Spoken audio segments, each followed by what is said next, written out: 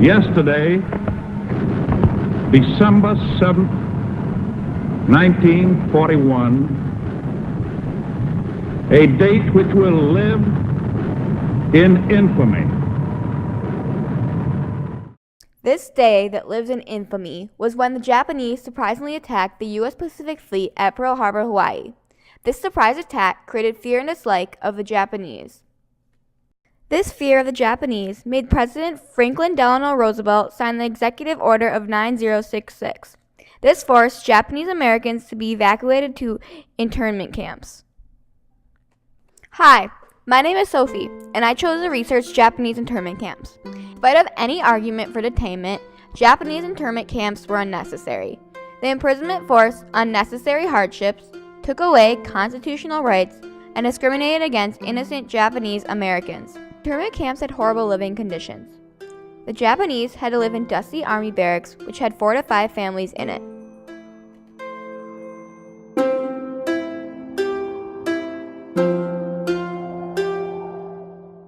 The Japanese had no privacy because they were under the constant eyes of armed guards. The camp was enclosed by barbed wire and had limited medical supplies that caused many people to die and suffer from physical problems.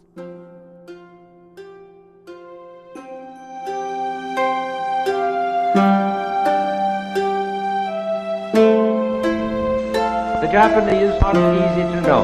I've lived among them 10 years, and I can testify that they are as different from ourselves as any people on this planet. The internment camps was an act of racism, not just for protection. Japanese experienced racism before Pearl Harbor. Discriminatory laws prevented Japanese to become United States citizens. They were banned from owning land and marrying whites.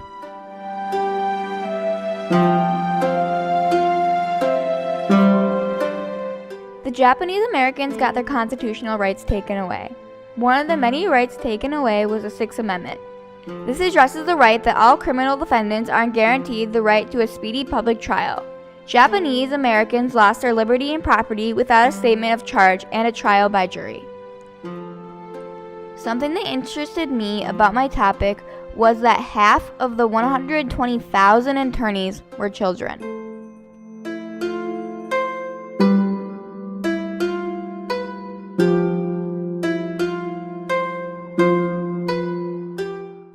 From this, I hope people learn that we can't let our fear override constitutional rights guaranteed to all people.